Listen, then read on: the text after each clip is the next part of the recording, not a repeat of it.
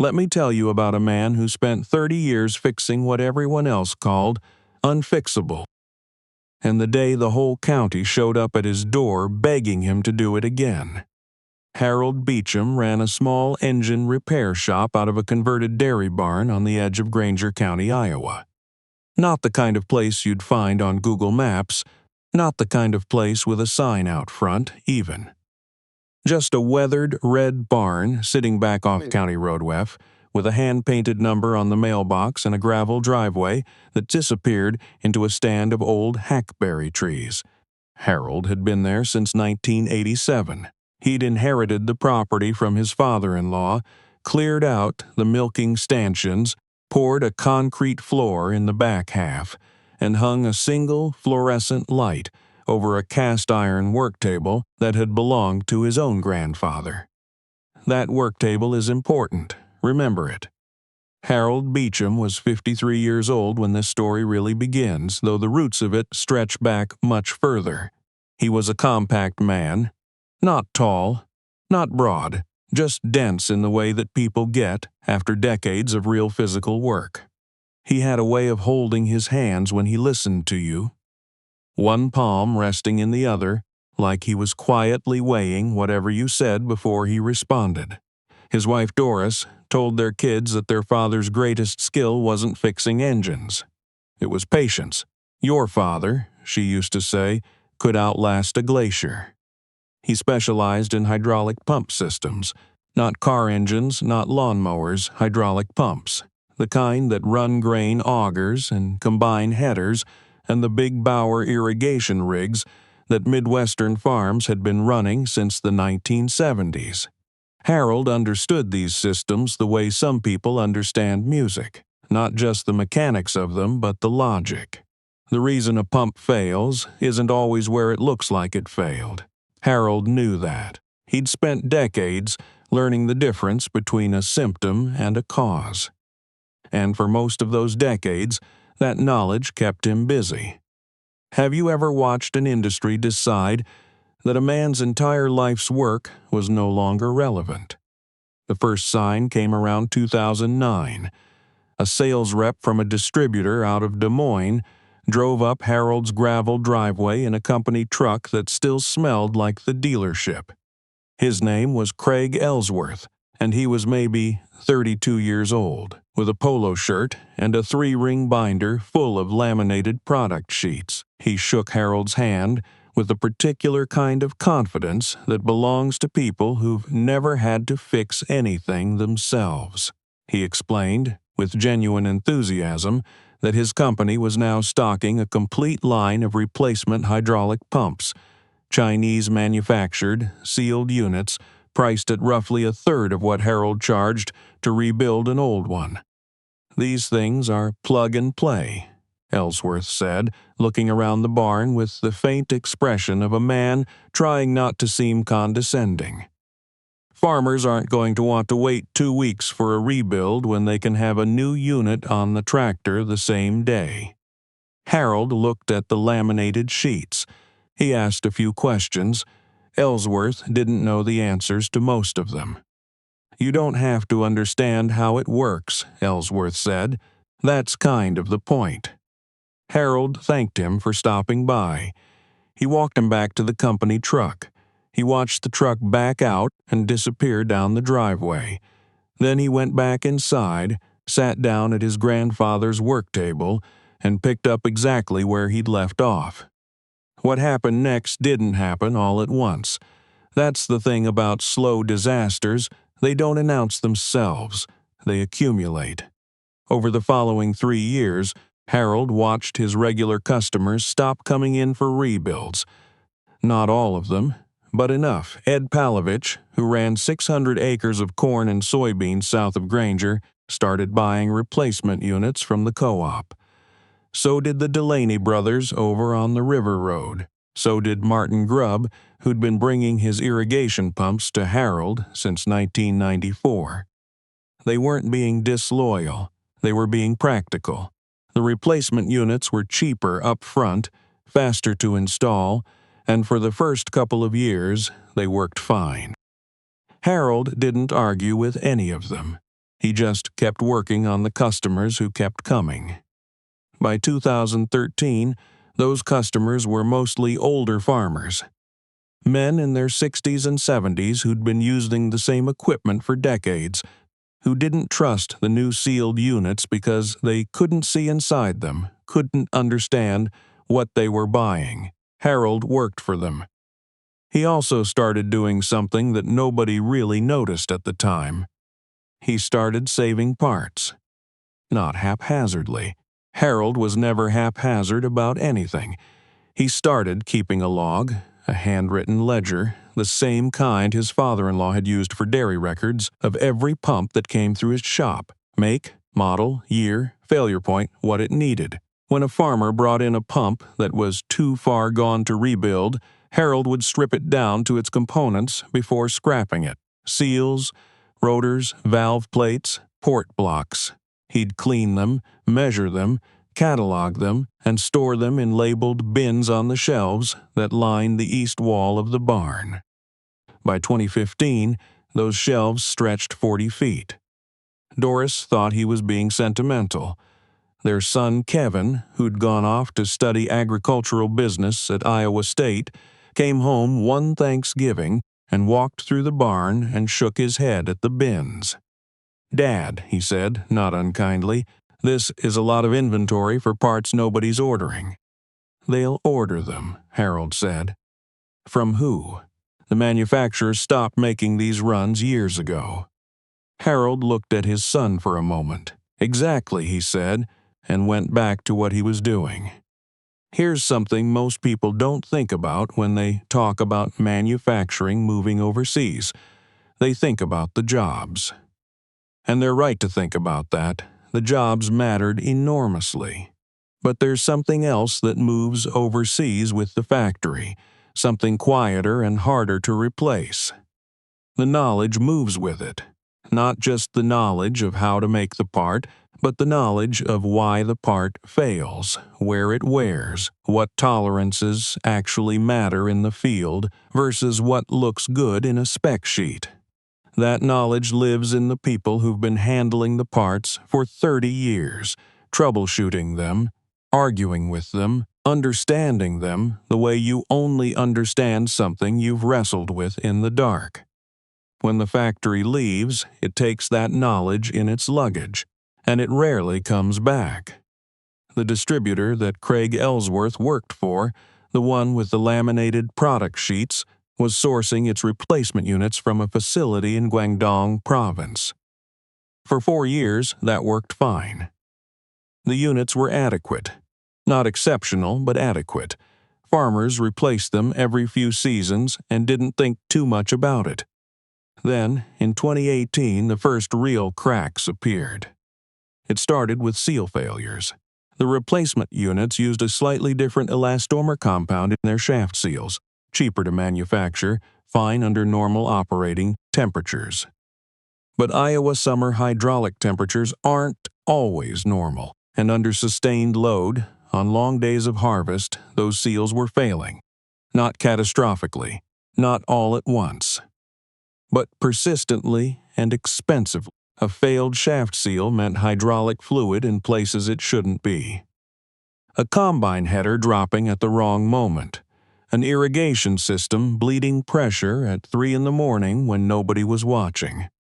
Farmers started calling Harold again. Some of them were sheepish about it. Ed Palovich drove up the gravel driveway one August afternoon, stood at the barn door with his cap in his hands, and explained that he had a pump that had eaten through 2 replacement units in 18 months, and he was at his wits' end. Harold looked at the pump. He didn't say anything about the previous years. He just asked Ed to tell him what he'd been observing. Ed described the failures. Harold listened with his hands folded, one palm in the other, weighing. Then he told Ed exactly what was wrong and exactly what he needed. It took him 4 days to rebuild it. He used a rotor he'd pulled from a scrapped pump in 2014 and stored in a bin labeled with a catalog number that no longer existed in any current supplier's system. The rotor fit perfectly. It was, in every meaningful way, better than anything available new. Ed Palovich told the Delaney brothers. The Delaney brothers told Martin Grubb. Martin Grubb told 6 other farmers at a coffee meeting at the co-op in Ames. Word traveled the way it always does in farm country, person to person, at grain elevators and equipment auctions and church parking lots on Sunday mornings. Harold's waiting list, which had been empty for the better part of 4 years, rebuilt itself in a matter of months. And then 2020 happened. You know what happened in 2020. The supply chain didn't just slow down, it fractured. Ports backed up. Container costs spiked. The facility in Guangdong province reduced its export production. The replacement units that farmers had come to depend on simply were not available. Not for weeks, not for months. Distributors had waiting lists. The co-ops had waiting lists. Everybody had waiting lists. Except Harold Beecham. Harold had 40 feet of shelved components, a handwritten ledger going back to 2009, and 30 years of knowledge that no factory in Guangdong had ever been able to manufacture. The calls came from farms Harold had never worked with before, from counties he'd barely heard of, from a large agricultural operation in Polk County that had 6 irrigation rigs down simultaneously and was watching 1,000 acres of soybeans curl at the edges in 90-degree heat, from a family farm in Hamilton County that had 3 generations of equipment and a hydraulic failure on their oldest combine that nobody else had been able to diagnose. Harold's phone rang on a Tuesday morning. The voice on the other end introduced himself as Randall Spate, operations manager for a mid-sized ag company that had 4 facilities across central Iowa. Randall was not the kind of man who called small barns on county roads. He was the kind of man who called distributors and corporate services. But every distributor had told him the same thing. No stock, no timeline, no answer. "I've got 7 pumps down," Randall said. "I need them operational before the end of harvest, or I'm looking at significant losses. I was told you might be able to help." Harold asked him to bring the pumps in. Randall drove up the gravel driveway 2 days later in a company truck, not unlike the one Craig Ellsworth had driven 11 years earlier. He walked into the barn and looked at the shelves. He looked at the work table. He looked at Harold. "How long has your waiting list been?" Randall asked. Harold told him 6 weeks out. Randall was quiet for a moment. 6 weeks, he said, like he was tasting it. "I'll prioritize harvest-critical equipment," Harold said, "if you can tell me which of the 7 is most urgent." Randall Spate, operations manager of a mid-sized agricultural company, stood in a converted dairy barn on a county road and listened to Harold Beecham explain the likely failure points on each of his 7 pumps from a description alone, before even touching them. Randall didn't say much. He just kept nodding slowly, the way people nod when they realize they've been underestimating something. 3 of the 7 pumps needed parts that were available nowhere else in the state. Harold had all 3 components in his bins. He rebuilt those pumps in 11 days. Randall Spate called Harold every week after that. He sent other people Harold's way. He also, and this part matters, started asking Harold questions, real questions about hydraulic systems, about what to look for before a pump fails rather than after, about what his operators should understand about the equipment they were running. Harold answered all of it, patiently. In the same measured way, he did everything. What happens to the knowledge? One of the farmers who lined Harold's driveway that fall asked, "When guys like you retire?" Harold didn't answer right away. He set down the pump housing he was holding, picked up a shop rag, and cleaned his hands. "That's the right question," he said.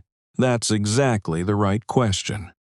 Because here's what the industry had never understood about Harold Beecham, about what he was doing in that barn, all those years when the orders slowed and the replacement units flooded the market, and the young sales reps with their laminated product sheets drove up and down the county roads, selling the idea that understanding was optional. Harold wasn't just fixing pumps. He was maintaining the capacity to fix pumps. He was keeping alive a body of knowledge, specific, earned, unrepeatable, that existed nowhere else because nobody else had thought it worth keeping. The manufacturers had streamlined it away. The distributors had replaced it with catalog numbers. The industry had decided that deep understanding was inefficient, that plug-and-play was the future, that the 30-year-old machine in the corner of a barn was a liability rather than an asset. They had been wrong. Not catastrophically wrong, not immediately wrong, but wrong in the slow, compounding way that things go wrong when you discard knowledge because it's inconvenient. Wrong in the way that costs you harvest seasons and soybeans and revenue when the system you depend on fractures and there's nothing underneath it. Harold had been underneath it. Harold had always been underneath it. He just hadn't been visible, which is different from not being there. The bin on the east wall shelf labeled with a discontinued catalog number. The one that held the rotor that saved Ed Palavich's pump and 3 others that followed. Harold had filled that bin in 2014. He'd pulled the rotor from a pump that a young farmer had brought in and pronounced beyond saving. The young farmer had wanted to scrap it. Harold had said, "Leave it with me." 6 years later, that rotor was keeping 1,000 acres of Iowa soybeans alive. Think about that. Think about all the knowledge sitting in all the barns and shops and workrooms of people who never got the laminated product sheets, who never got the company truck or the presentation, who just kept their heads down and kept doing what they knew how to do and kept saving the things that everyone else called scrap. Think about how many Harold Beechams there are, or were, and how many of them quietly disappeared because the market decided their knowledge wasn't worth the price of the parts they needed to do their work. Think about what we lose when we lose them. Harold Beecham is still in that barn on County Road F. He's still taking appointments. His waiting list, as of the last time anyone checked, runs about 8 weeks out. He added a second fluorescent light over his grandfather's work table sometime around 2021, when his eyes started needing more help. He hired a young woman named Petra to manage his scheduling and answer the phone because the phone rings more now than he can keep up with alone. Petra grew up on a farm 20 miles north. She asked Harold, in her first month of working for him, if he'd teach her what he knew. Harold looked at her for a moment, one palm in the other. "Come in on Saturday," he said. "Bring your boots." She came in on Saturday. She came in the following Saturday, and the Saturday after that. Harold showed her how to read a pump before you disassemble it, how the wear patterns on the port face tell you something about pressure, temperature, the history of how the machine was run. He showed her how to mic a rotor clearance and what the numbers actually meant in the field, not just in the spec sheet. He showed her his ledger, the handwritten one, 30 pages into its 3rd volume by now, and explained why he wrote down not just what failed, but what surrounded the failure. The season, the workload, the age of the fluid, the pattern. "Why does all that matter?" Petra asked the first time she looked at it. "Because the failure is never just the part," Harold said. "The part is just where the story ends. If you want to understand it, you have to read the whole story." Petra has been working in that barn for 3 years now. She can diagnose a hydraulic system failure on the phone. She has started keeping her own notes in the ledger's margins, additional observations, different angles on the same problems. Harold reads them. Sometimes he nods, sometimes he asks a question. Once, so far, he'd said quietly, "I hadn't thought of it that way." She remembers the exact moment. Have you ever watched an industry dismiss a person's life's work and then come crawling back when the thing they dismissed was the only thing left standing? It's a particular kind of vindication. Not the loud kind, not the kind that gets speeches or ceremonies or company memos acknowledging the mistake. It's quiet. It arrives in the form of a phone call from an operations manager who'd never heard of you asking if you can help. It arrives in the form of a gravel driveway full of trucks at harvest time. It arrives in the form of a young woman with her boots on asking to learn what you know. Harold Beecham never argued with Craig Ellsworth the day he drove up with his laminated sheets. He never wrote a letter or made a call or put a sign out front. He just went back inside, sat down at his grandfather's work table, and kept doing the work. The work was always the answer. It just needed time to prove it. And somewhere in Iowa right now, on a farm you've probably never heard of, there's a hydraulic pump running clean and true that was rebuilt from a part Harold Beecham saved 2014, from a machine everyone else called scrap, using knowledge that no factory ever managed to put in a box and ship overseas. It's running right now, quiet, steady, doing exactly what it was built to do. I keep thinking about that rotor. The one Harold pulled from a scrapped pump in 2014, cleaned, measured, labeled, and set on a shelf where it sat for 6 years collecting dust while the industry moved on without him. 6 years. And then one August, it was the only thing standing between 1,000 acres of soybeans and a total loss. That's not luck. That's not coincidence. That's what happens when a person does the right thing, quietly, over and over, for longer than anyone around them thinks is reasonable. I've been in situations where I was told my way of doing things was outdated, where someone with a newer truck and a shinier presentation came along and made what I knew feel small. And I'll be honest, there were moments I almost believed them, almost let the doubt talk me into setting down what I'd spent years learning. What Harold's story reminds me is that the people carrying those laminated product sheets aren't always wrong about the present. Sometimes the replacement unit really does work fine for a season or two, but they're almost always wrong about the future. Because the future has a way of finding the gap between what looks efficient and what actually holds. What I admire most about Harold isn't the bins of parts, or the ledger, or even the knowledge itself. It's that he understood something most of us spend our whole lives trying to learn. That doing right by your work, really right, not just adequately, is its own kind of intelligence. He didn't save those rotors because he knew the supply chain in Track C20. He saved them because it was the correct thing to do. Because a part that still had life in it deserved to be understood before it was discarded. That kind of integrity, that basic commitment to not cutting corners even when nobody is watching, is what separated him from every distributor and every plug-and-play catalog on the market. And then there's Petra. She walked into that barn and asked to learn. She came back the next Saturday, and the one after that. I think about that a lot, the willingness to sit with someone who knows more than you and just absorb it. Without ego, without impatience. The willingness to keep showing up when there's no certificate at the end, no title, no obvious reward. That kind of persistence is rarer than people think. Most of us want the knowledge without the apprenticeship.